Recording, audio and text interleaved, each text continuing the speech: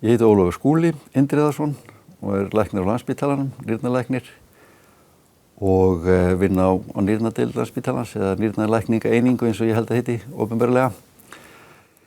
Já, við höfum svona verið að skoða fyrst og fremst svona faraldsfræði langvinns nýrnasjúkdóms. Það er nú eitt en svo erum við náttúrulega með fleiri verkefni. Við erum að skoða líka bráðanýrnaskaða og annað og nýrnasteina og hitt og þetta sem við höfum skoðað og á Íslandi er mikil möguleiki að skoða faraldsfræðina því að við höfum svona gögn sem að ná hérna til bara allra þjóðarinnar má segja.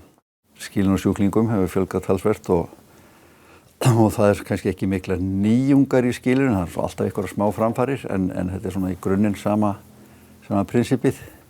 Við erum svo sem alltaf að fá líka svona nýjar svona meðferði við ýmsum nýrnasjúkdómum, ný lyf koma og maður náttúrulega er að vinna mikið við að skoða sjúklinga og sinna þeim en það er mjög mikilvægt finnst mér líka að gera aðra hluti og þá er þessar rannsóknir bara mjög skemmtilegar og það er náttúrulega eins og ég segi þegar ég var hérna aðalast upp læknanemi þá voru ekki þessi BS-verkefni, 3. og 4. ársverkefni sem þá hétu og svo 3. ársverkefni síðan sem að svona aðeins geti komið fólki af stað og svona kveikt áhuga fólks á rannsóknum og vísindum.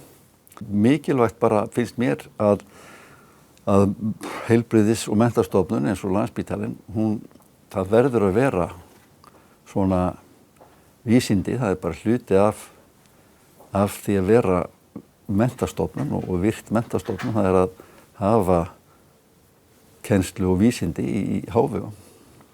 Maður er svona að reyna að finna sannleikann kannski fyrir rest.